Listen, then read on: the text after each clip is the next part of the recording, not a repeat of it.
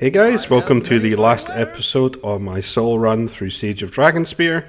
Just got the last chapter to do, which is a pretty short one, and then the epilogue after, which doesn't take very long at all. So I'm just going through the items that I sold during the cut there, because it did take me a while to actually go and buy all the stuff I need, scrolls and potions, so I figured I would cut that out anyway. So I've actually got to get some of them out. So we're really going to be using quite a lot of the potions for the last fight, because the AC and Thaco of the last boss is really good. Since we just kind of want to rush him with damage and kill him as quickly as possible.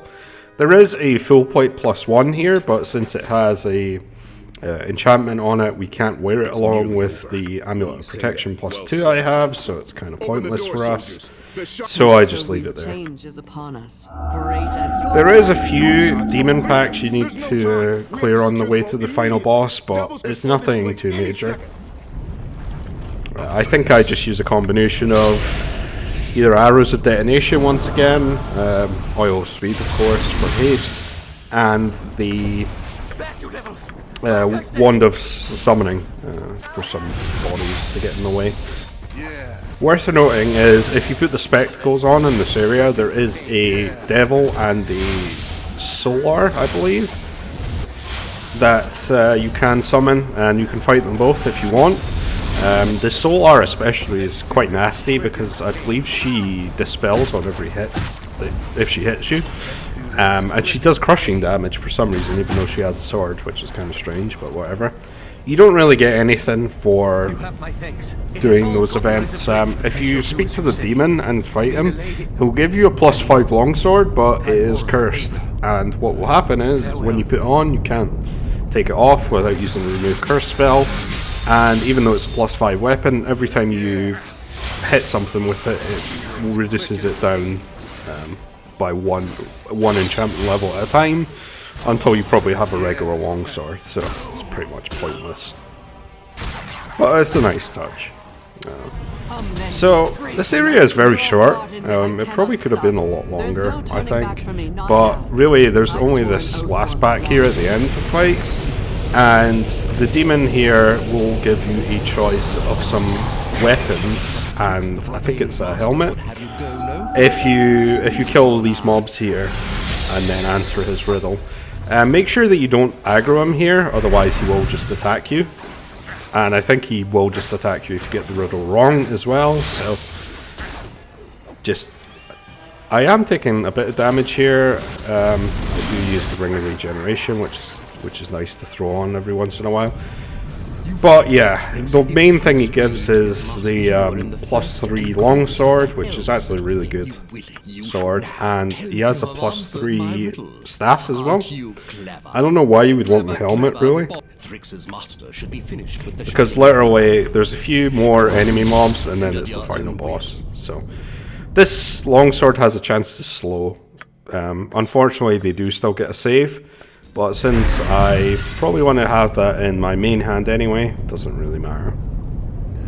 I'll see to it. Okay, so now we're going to begin the buffing that's going to happen. I start with anything that has a really long duration, like the Scrolls of Protection. I think they last for like 12 hours, so they are kind of ridiculous. I can't remember if there's anything that does acid damage or poison. I think some of the summoned monsters might, so just to be safe, we can use those because obviously we're not going to use them for anything else. And I stack 2 protection from fire scrolls here just to make me immune to fire, which is great, of course. And we're pretty much going to chug some of the potions that do last longer as well. So mind focusing potions, they last like 12 hours as well, so obviously can drink those right now. And the rest of the potions we're going to drink on the way up the lift.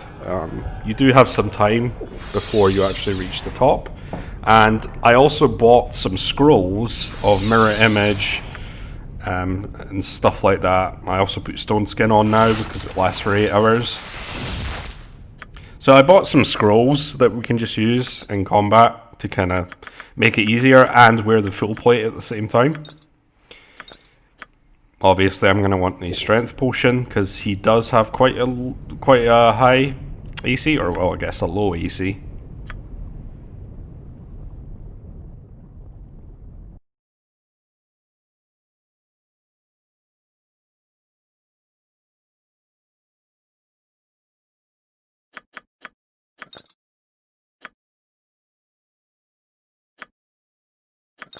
So after I get these potions out, I drink an invulnerability potion, which is kind of unnecessary, but it does give me an extra armor class. I'm wearing the slashing defense belt as well because the two enemies we'll be fighting do slashing damage, so obviously that's great to have. And we can start drinking all those potions of heroism. One of the nice things is they actually stack, not the Thaco bonus, but the health bonus, the 10% health bonus you get, so you can actually get ridiculous amounts of health just from drinking a bunch of them. And I did buy some scrolls of Oracle as well. The final boss does use improved invisibility, so if you want to get rid of that, you can just cast that from the scroll.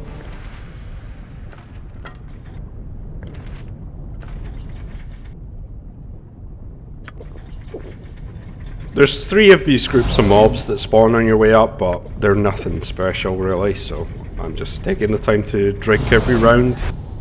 This is probably a bit unnecessary, honestly, when you see the end result, but this final boss can actually be quite difficult. I was playing a solo sorcerer before, and I really struggled on this fight because obviously you can't melee him as a sorcerer because that's just not going to go very well. Another thing you could use is fire shield blue, because he is immune to fire damage as you would expect, but he does take cold damage.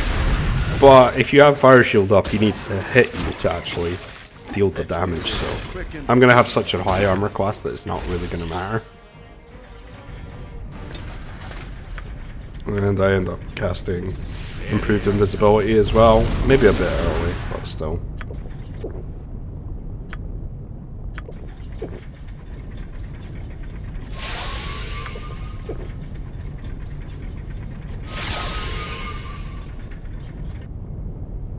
The one thing that's bad about scrolls is they have a caster level, so they probably don't last as long as you would if you cast the spell yourself.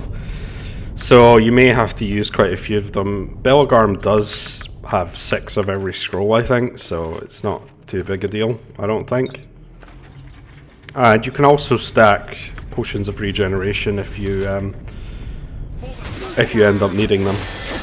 So there's a specific dialogue option for you to fight both Kalar and Belafit, which is the harder option because normally you would get Kalar on your side, but if you choose this option, you don't get anyone.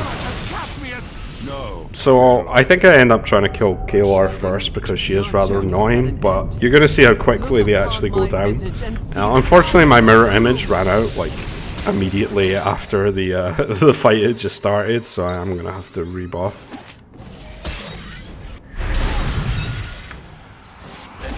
I also didn't use drop on Holy Might here, which was a mistake on my part, but you can see I already took out like a few of the summon creatures really easily. Now Kalar does heal, and she does use invisibility potions, which is rather annoying.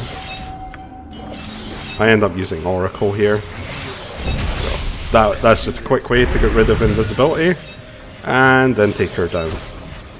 But you can see Belafit has I think 350 hit points on core rolls, and I'm just doing so much damage to him because I can actually hit him almost every time. I think I need like 10 or so to actually hit him, but I'm hitting him for like 20 damage every hit, so, and like 4 attacks per round. So as you can imagine, he's not having much luck hitting me, especially after I use mirror image multiple times. So as a fighter mage, this fight is actually really easy if you buff up before the fight, if you do some pre-buffing. And once you kill him, everything desummons that he was summoning during the fight. So yeah, Didn't take very long for us to actually kill that boss, and like I said, it was a real challenge for me with the sorcerer. Mainly because you're kind of, as the sorcerer, I think you're level like 11 at this point, so you have level 5 spells, but don't really have a way to take his magic resistance down for very long. You can use lower resistance, but I think he has like maybe 80 magic resistance or so.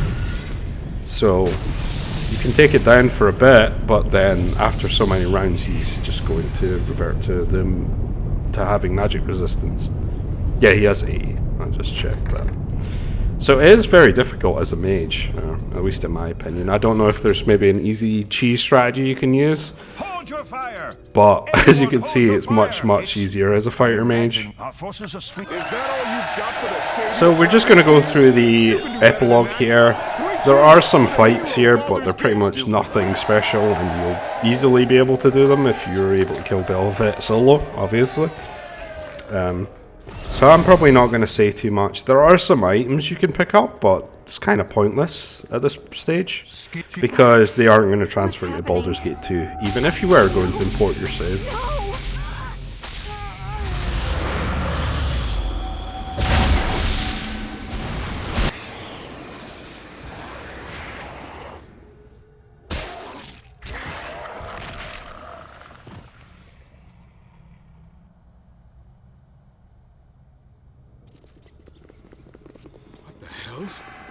No.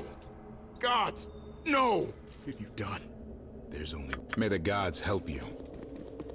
No one else will.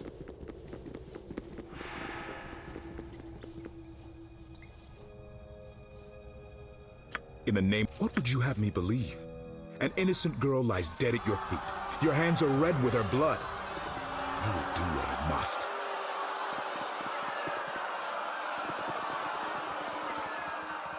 We've heard the testimony of those who traveled with the Flaming Fist expedition to Dragonspear. Corporal Brick at them. Thank you for your service, Corporal. You may go. I believe if you picked up certain items, you could also have certain dialogue options here that would change who actually breaks you out of prison. Spoilers in a second. But I'm just trying to get past the dialogue here. It's pretty irrelevant, because either way you are going to get broken out of prison. This is not tell me what you... The priests can do nothing. She's gone forever. My order. Give me order or I'll have the square cleared. Order. A father's grief is an irrational... A power here while her... Guilty. The Flaming Fist will take custody of the prisoner until a decision is reached. Take him away.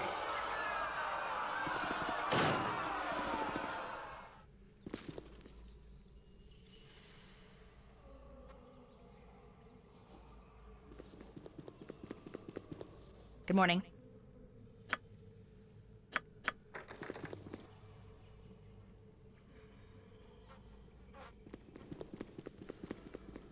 Change become life, but I am confident you will survive this. A greater destiny. Curious. Your mind is not so open to me as it once was. You resist my will. Your power awake. Tell me, despite my effort, greater, you will escape this place. We will meet again. I hope this is worth it. Fear that meeting, child of Baal. We have so far to go together.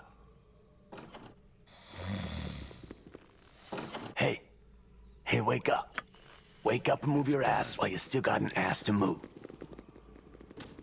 So I spend some time actually just getting all my items here. Honestly, most of these I probably could have just like took the armor and the weapons and I'd be fine. Because like I mentioned, unless, even if you import into Baldur's Gate 2, everything gets taken from you anyway, so it's kind of pointless. There's a few mobs that you can kill, but everything that appears as an enemy now I can pretty much auto attack, so it's not a big deal.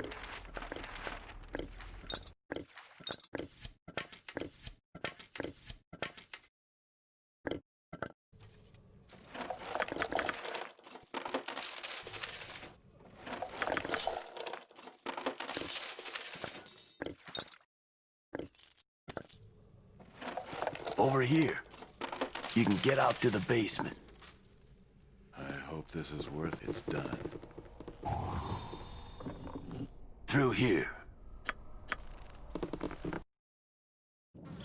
I hope this is worth it.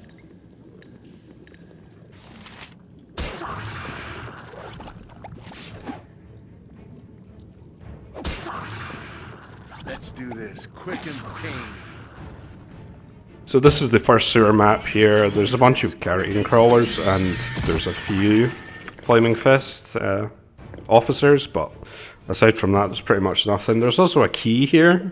It gets you a few potions and a scroll, I think, in the next map, but like I mentioned, the game's pretty much over by now, so you really don't need to pick it up. I'm actually going all the wrong directions here for progress. It's unfortunate that you don't get to use this longsword for very long. It pretty much is only for the final fight, which is a shame because it has a pretty decent proc on it. Still not as good as Flail of Ages, of course, but the slow is nice. And unfortunately, I don't think it's one of those items that you can even transfer into Baldur's Gate 2 as well, which is disappointing. So after you fumble your way around in all the wrong directions, you go over here and you can descend to the last map, really, where there's pretty much a couple of slimes and nothing else. I know what I said. And then we get the cutscene at the end, which I will let it play out, and then that's pretty much it for Siege of Dragonspear. So, as I mentioned, definitely was probably one of the harder parts to solo, I would say. That thing I opened was the thing that you needed the key for, but literally I don't need those potions, so it doesn't even matter. But it definitely is one of the harder parts of the games to solo, I would say, just because there's a lot of enemy packs with a bunch of enemies, so you need a lot of AoE. You made it. I wanted to visit. I'm so sorry. Well, we're together again So now. that's pretty much it for Siege of Dragonspear. I'll let the rest play out, and thanks guys for watching. Everyone, But people I never were it not for do not. could we maybe talk about this someplace? You know, emo it. wait, you think I got you out? Let's We can figure this out later. For now, we need to just keep moving. Forward.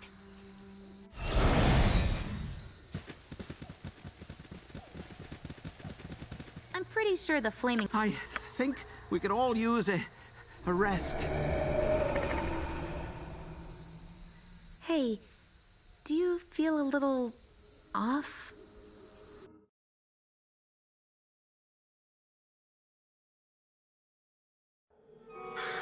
Your eyes burn as a thin, acrid mist rises from the ground and envelops you. Your mind clouds, shadowed figures strike and fade away. Your companion's cries echo in your skull, and the world around you fades to gray.